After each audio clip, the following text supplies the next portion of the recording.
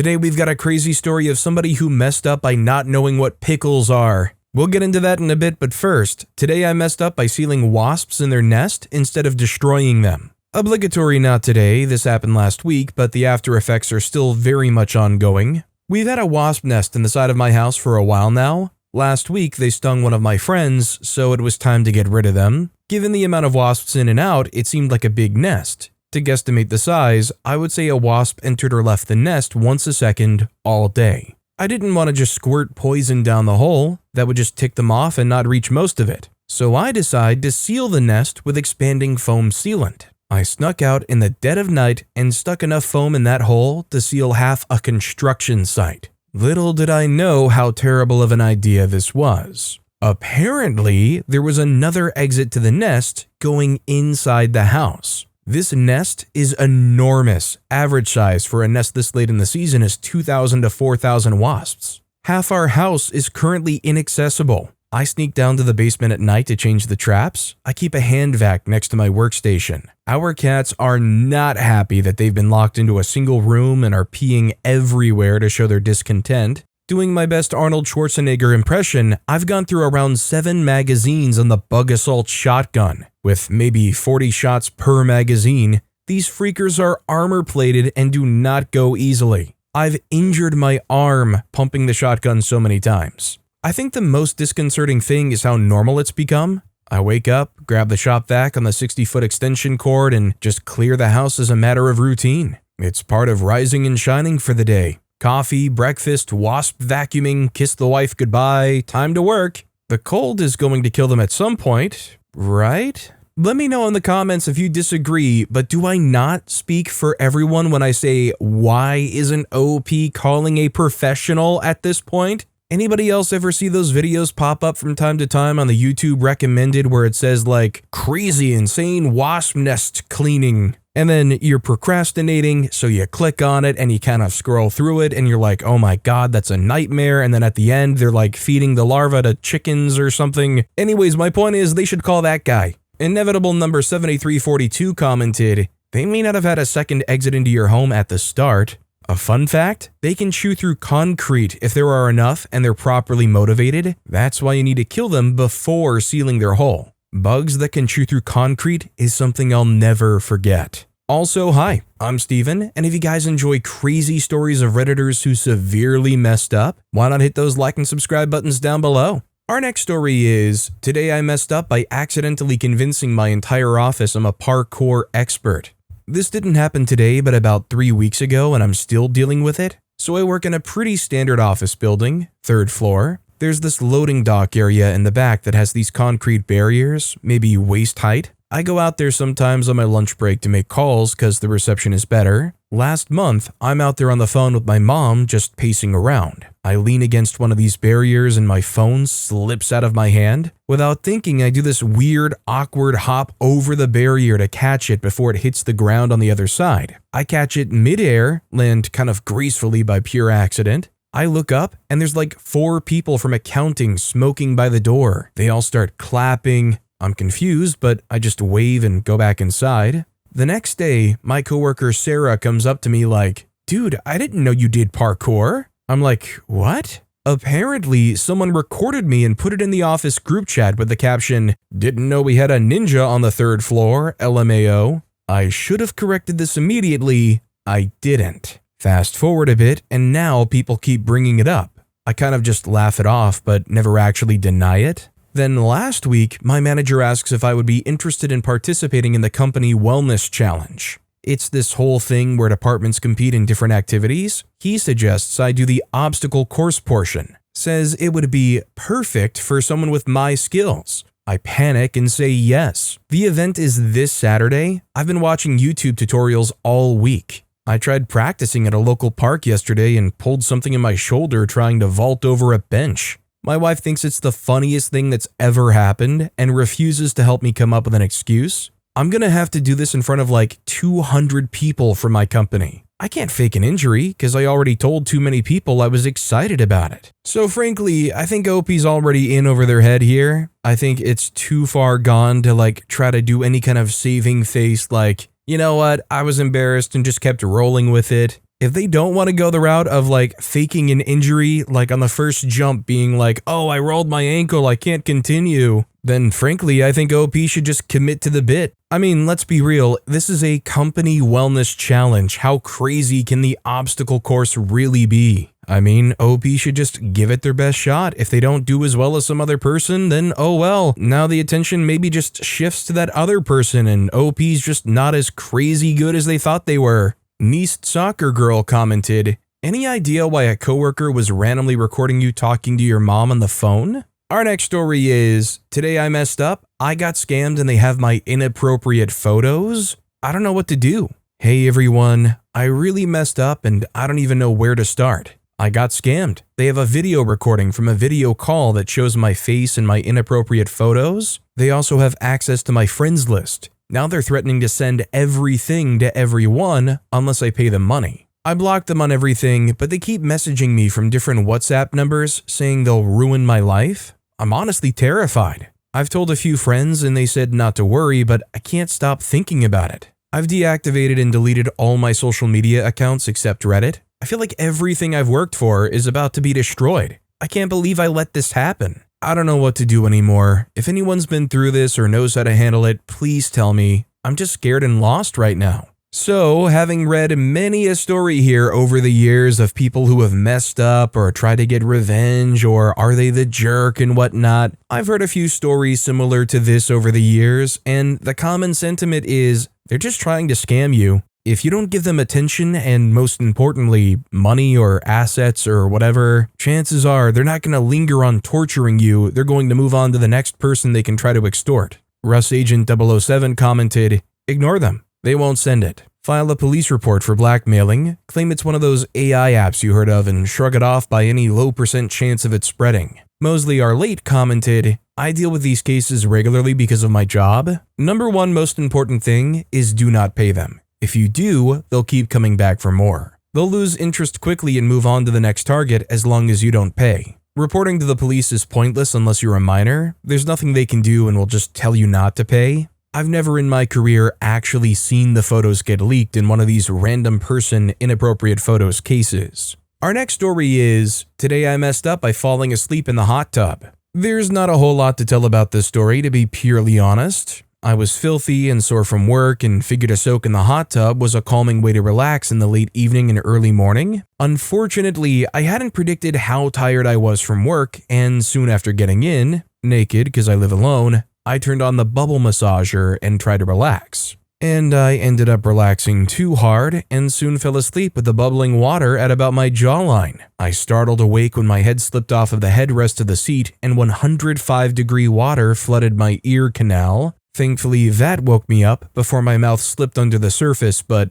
man, that was a shock. I hurriedly threw on a towel and made my way inside and discovered that while I thought I'd been out there for 15 minutes, it had in fact been about 45 minutes. So yeah, thank goodness I didn't slip in earlier, but yikes. I was asleep for half an hour in that thing. Not an experience I would wager people would repeat on purpose. I mean, I'm certainly glad that OP made it out okay here. The fortunate thing is, for most people, unless you have a clear medical condition or you're under the influence, your body is pretty good about being like, whoa, wait, wake up, take the controls, you're not supposed to be falling asleep underwater. The only thing I would really say here is OP being in the hot tub for 45 minutes isn't like an ideal thing. If you did have a medical condition, 45 minutes in the hot tub could have exasperated it, especially 105-degree Fahrenheit water. Although some people do intentionally spend lengthy amounts of times in hot tubs to trigger what's called heat shock, which apparently has some potential health benefits. Wolf Spiders commented, you need to shower before you get into a hot tub, especially if you'd been filthy from work. Flylink63 commented, now you have a nickname, Stu.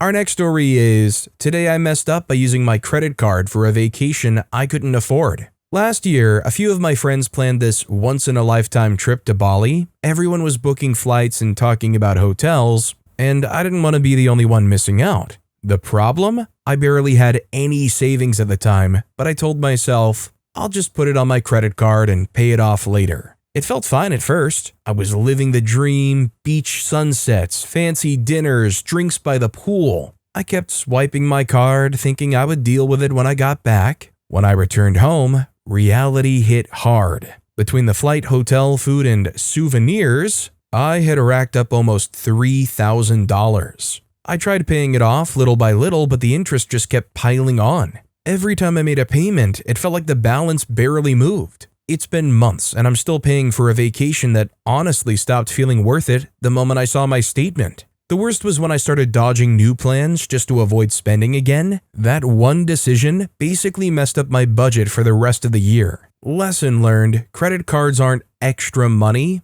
they're just future stress. Well, I gotta be honest, I've had my fair share of using credit cards improperly. Basically, at this point, I feel like the way you have to use credit cards is you think of them as kind of a zero credit debit card, where you have to stay on top of it and basically know that you cannot spend more than you have in your bank account. I started out with a card that would automatically charge your bank account for any purchase you did. It didn't actually add to a credit card balance. Once I finally stopped using that card for a while and used another one that had a real credit card balance, it took me a little bit to kind of hone that back in. Marlena Evans commented, "Look for a 0% interest balance transfer and pay as much as you can every month." The Red Mage 333 commented, "One of Gen X and Baby Boomers' greatest tricks never truly passed down, credit card churning. 0% all day long. It made my mom look like Rain Man the way she calculated it all out." Our next story is, "Today I messed up. So I thought I was being a chill groom. I told my groomsmen to pick any tie they liked, within reason, I said. But when I walk into the room and neon green? One groomsman decided neon green was within reason. I swear, for a second, I thought he was trying to warn aliens of our wedding. But it gets better. Another groomsman asks me if his tie should match someone else's shirt. Someone freaks out about socks. Meanwhile, I'm standing there thinking, why does everyone look like they're defusing a bomb instead of walking down the aisle? At this point, I just smiled, nodded, and pretended neon green was a bold fashion statement. People are genuinely traumatized by wedding choices that don't matter. You know, stories like this, and there was a recent one on AITA about a red wedding dress, it just makes me realize I have no concept of wedding dressing etiquette. If I show up in just a basic suit with a black tie, am I doing it wrong? Why do we gotta worry about colors? Why do we gotta worry about somebody else's shirt color? Unless, of course, it is explicitly outlined before you ever got to the wedding. Golfball DM commented, "I put on a construction orange tie for my brother's wedding. He took one look at me, rolled his eyes, and told me to put on a normal tie." Scaptal commented, "Honestly, a wedding with the only dress code rule being all accessories need to be in neon colors? Sounds like an interesting spectacle at least." Our next story is, "Today I messed up by answering a child on autopilot." So my husband and I have a funny joke we do with each other where one of us will offer the other something they probably don't want. For example, maybe some food that fell on the floor, and when the offer is rejected, the response, "Well, freak you then," is given. We've been doing it for ages. Too long. So today, my good friend and colleague had to pick up her son and bring him to work unexpectedly for an hour. I was having a break when they arrived, and since he had just left school, I thought he might be hungry, so I offered him a snack, which he politely responded, "No thank you." And I, to my eternal shame, autopilot replied, "Well, freak you then," to the sweetest, most innocent 10-year-old boy ever. Luckily, he wasn't really listening, and his mother, my dear friend, was doubled over with laughter at my immediate horror. So, just for extra context for anybody listening, OP didn't say, "freak you," she said the other one, the much more serious one. I just, can't say the other one here on this platform. So imagine OP on total autopilot and just dropping an F-bomb to an innocent 10-year-old boy. Weird OK 1865 commented, "To be fair, most 10-year-olds need to freak right off." Monokumamon commented, "If it makes you feel better, my sister and I have for years now replaced 'bless you' with a phrase that starts with a 4-letter word beginning with K and followed by 'yourself.' This became burned into my muscle memory way too quickly, and now anytime I hear someone sneeze in public, I have to lock my jaw lest I tell a child, a coworker, or a general stranger to perish by their own hand for the sin of sneezing in my general vicinity. My success rate for stopping this is less than 100%, unfortunately, but hey, at least you and your friend got a good story out of it. Our next story is, today I messed up by creating tear gas in my oven. Some background to set the whole scene. I've lived in my home for going on 20 years. Shortly after we moved in, my next door neighbor moved in as well. We had a cordial relationship, but she kept to herself mostly. Last month, she told me she was moving away and I offered to help her pack. I've moved upwards of 20 times in my life and know the heck of packing a whole house, especially by oneself. Surprisingly, she accepted my offer of help, and I've spent many days this month helping her pack up boxes. We've gotten semi-close in the short time. A few days ago, I invited her for dinner and she said that she would love to come. The next day, while driving all over the city looking for closet doors with her, I have a big van, she shares that she used to be a chef. Well, now the pressure is on. I've invited her for dinner. Her friend is from France, cuisine snobs of the world, and she used to be a chef. I'm planning to make lasagna from scratch. I've never done this before. I started cooking in the morning. I have a brand new oven after my faithful stove of 16 years passed on to appliance heaven. I put the lasagna in at 5:30. At 6, my parents show up at my door. They were in town. No problem, I have plenty of food. Dinner is scheduled for 6:30. At 6:15, I open the oven to check on things. A huge cloud of smoke billows out of the oven. Dough! My old oven had a liner for spills. The new one doesn't, and I stupidly didn't put a pan under my lasagna dish. Sauce is dripping all over and burning. I said, "Oh my God, what do I do?" Mom said, "Put cinnamon on the spills." I said, "Won't that just burn too?" Mom said, "Yes, but it'll smell nice." So I take a big spoonful of cinnamon and dump it on the now charcoal spots in the bottom of the oven and shut the door. Then I went to the garage to get the garlic bread out of the big freezer. On my way back in, I bump into my son who's ran into the garage. He's freaking out, coughing and crying. "What the heck?" Son said, "Mom, the stuff you put in the oven made it way worse. I can't see." I walk back into a war zone. The cinnamon is turned into a glowing puck on the oven floor. I grab a metal spatula and open the oven door. A wall of orange smoke punches me. It's spicy. Spicy smoke is choking me. My eyes tear up immediately. I'm running around yelling, "What do I do?" The whole house is hazy. My mom is sitting on the couch scrolling her phone. My father's trying to help me scrape napalm out of the oven. My kids are crying. My husband is hiding in his office.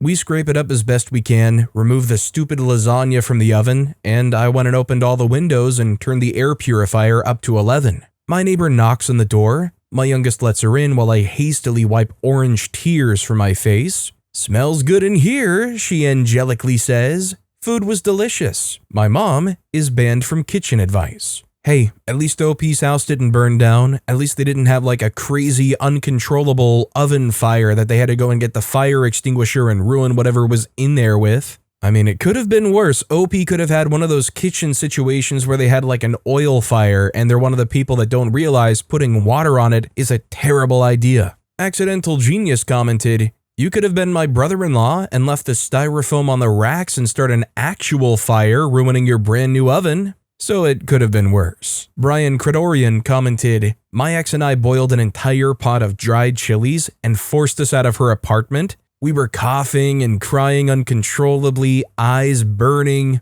Lesson learned." Our next story is, today I messed up because everything I thought I knew about pickles was wrong. Throwaway account because this is way too embarrassing to post on my main. So today at work, we had our usual weekly meeting. Before we talk about serious stuff, our boss likes to go around and have everyone share something good from their personal lives to lighten the mood and all that. One of my coworkers, Daisy, proudly shares that she's made dill pickles. Me, wanting to be friendly, innocently asked the dumbest question ever, "Did you grow the pickles yourself, Daisy?" Daisy looked super confused, to which she responded, "You mean the cucumbers?" And without hesitation, I confidently replied, "No, the pickles." And because apparently I hadn't humiliated myself enough, I doubled down with, "Did you grow the pickle plant yourself?" At this point, everyone looked shocked and then burst out laughing. I just sat there realizing I'd outed myself as a full-grown adult who believed pickles were another species of plant. Turns out they're just, most commonly, cucumbers or some other fruit or whatever. For context, my family immigrated here and we never really ate pickles growing up. I genuinely thought there was a pickle plant somewhere out there. I never bothered to learn because I never liked the taste of those salty butt pickles anyway. Edit. Thank you all for the funny, kind, and educational comments. Had a laugh going through the comments section, and I've also learned a lot of facts about pickles mostly. For more context, I come from a Korean immigrant family and we just didn't eat dill pickles growing up. A lot of Korean families I grew up around probably didn't eat them or talked about them. Point is, not once have I ever been a part of a conversation where dill pickles were involved. Until now, of course. Dill pickles were just never part of my world. However, I do know what pickling is. Trigger warning, I will be saying something stupid again. I genuinely thought it was called pickling because when you pickle something, you put it in a jar with the pickle fluid. I forgot the term, and it resembles a jar of pickles. And I'm probably not making sense right now, but I never thought that I, at the ripe age of 24, would learn a huge life lesson. Look, I'm not going to disparage OP, I'm not going to make their humiliation go any further, but I will say, if you're at 24 and finding out that pickles are not their own special type of plant is something you found out and consider a huge life lesson, all I can say is OP must be doing pretty well, right?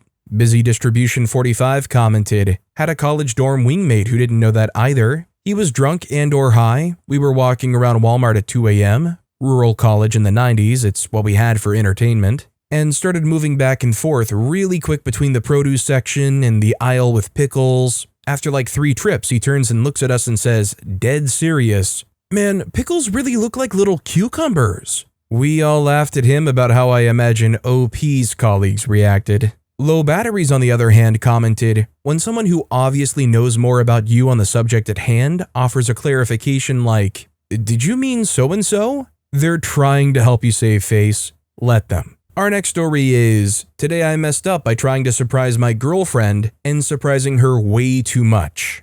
My girlfriend and I have been dating for a little over a year, and she's been saying how much she loves surprises. I thought I would do something cute, a surprise dinner date at her apartment with her favorite food and candles. The plan was simple. She would get home from work, and I'd already be there waiting with everything set up. Romantic, right? Well, the simple part didn't exactly happen. I got the spare key from her that she'd given to me months ago for emergencies, picked up food, candles, and even a little Bluetooth speaker to play her favorite playlist. I set everything up, perfectly, candles lit, lights dimmed, dinner laid out, the works. Then I heard her at the door. I got all excited, dimmed the lights even more, and hid behind the counter, thinking I would pop out and say something cheesy like, "Surprise, babe." The door opens and she screams, like blood-curdling screams. Drops her bag, grabs the first thing she can, a frying pan, and swings it at me before I even had a chance to move. I duck, nearly knock over the food, and start yelling, "It's me! It's me!" She just freezes. There's a full 3 seconds of silence where we're both breathing like we ran a marathon. Then she bursts into tears and yells at me for scaring the life out of her. Apparently, she thought someone broke in because she saw shadows moving around from the candlelight through the window. My romantic surprise turned into a full-blown panic attack for her. I felt absolutely horrible. I cleaned everything up, apologized about 100 times, and we ended up eating cold pasta in awkward silence. She eventually laughed about it later, but she also told me never to surprise her like that again, especially not in my own apartment with the lights off, you lunatic. Fair enough. I would love to know in the comments what you guys think is the right way to pull this off. Like, at the very least, OP could have said, "Hey, I'll be at your place tonight," so it's not like a terrifying surprise. Or, like, what do you guys in the comments think? Host it at their own apartment or place and leave like a cryptic text message saying, "Don't ask questions, just come over tonight." Is even that too far? Going All the J commented, "Glad you're already laughing about it. If you do want to pleasantly surprise her, a post-it note outside the door that says, 'Surprise, signed by you,' a text on her way home. Anything but danger, danger, danger." And TCP454 commented, "Wait, so she saw shadows in her apartment and still went inside?"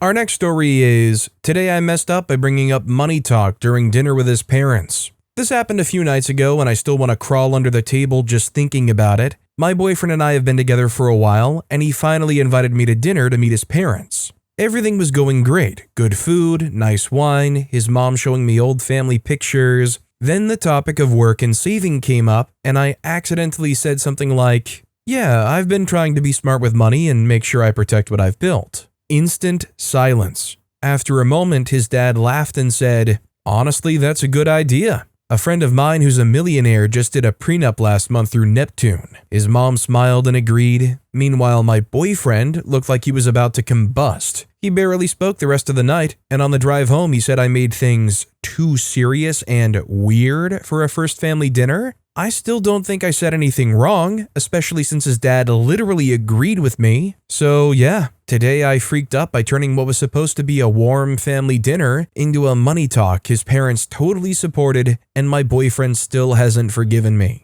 Forgive me if I'm wrong, but I don't see how this could possibly be taken as making things too serious. If anything, I feel like it might be a dynamic that was going on between the family that's kind of leaking into whatever's going on with OP and their partner. I mean, it seems unfair for OP to be given grief over this. All OP said was, "Yeah, I've been trying to be smart with money and make sure I protect what I've built." I mean, whoa, OP, slow the freak down before you get that serious. Lolololez commented, "How'd you freak that up? If you can't have a conversation with your partner about money, it doesn't bode well for your future with them. Money is a huge cause of relationship problems." This is, I think I freaked up because I talked about an important subject and I found out that my significant other doesn't like to talk about it, but I don't realize how important that ability is yet. Our next story is, today I messed up, took the term baby shower literally. I'm from Eastern Europe, a country where there's no such tradition. I'm currently in the US and my friend was throwing a baby shower for her cousin. I didn't think to Google what it was and assumed she had already given birth. So I thought it was some weird American tradition where you have to bathe a baby for the first time. I thought it was really weird, but I didn't ask questions because I didn't want to be rude. I brought some baby shower gel as a gift, thinking I was doing everything right, but then I came home and saw she was pregnant. I had a 404 error in my brain, and now her relatives are making fun of me. I really thought it was like, you come and they bathe the baby for the first time, symbolizing the beginning of something or milestone, but I didn't understand why they would invite a bunch of people, including those you don't know. So now, after reading that post, I've got to be honest, I don't think I've ever truly taken the time to understand why they call it a baby shower. I just kind of accepted it for what it is and never really inquired all that much about it. Mental Construction 8 is right there with me commenting, "As an American myself, I was confused for a long time as a kid why the people on TV were still pregnant during their baby shower for the same reason.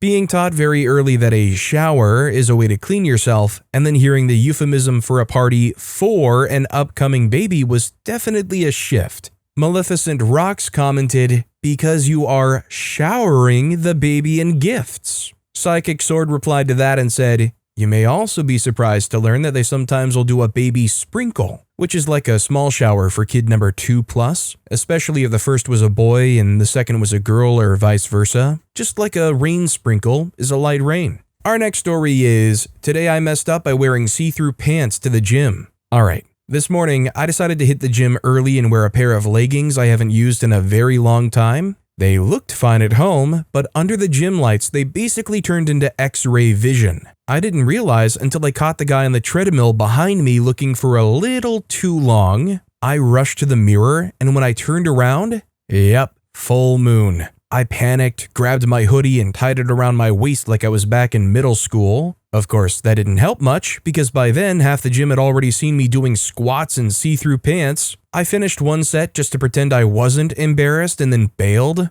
I'm honestly debating if I need to find a whole new gym now, because I don't think I can show my face there again. I feel for OP, I really do, but at least in OP's case they can say that somebody was checking them out. If the same thing happened to me and I didn't realize I was wearing the wrong leggings that day, I feel like I would be on the way to the station for indecent exposure. Like, at least OP can be like, "Oops, I accidentally gave people a show." Mine would be, "Oops, I gave people a nightmare." Rylan1313 commented, "I'm a yoga teacher. The things I cannot unsee. See-through leggings and bike shorts, too tight leggings and bike shorts, occasionally with resulting wardrobe malfunction. and the dreaded too loose shorts where everything falls out. I've seen more bits and bobs than a Playboy feature. Sage Valiant commented, "People don't wear underwear to yoga?" Resident Mortgage 85 replied, "Underwear?" But with that being said, that's all the time we have for today. Now, if you want to hear another absolutely crazy story of how a Redditor severely messed up, check out that video on the left. Or if you missed my latest video, check out that video on the right.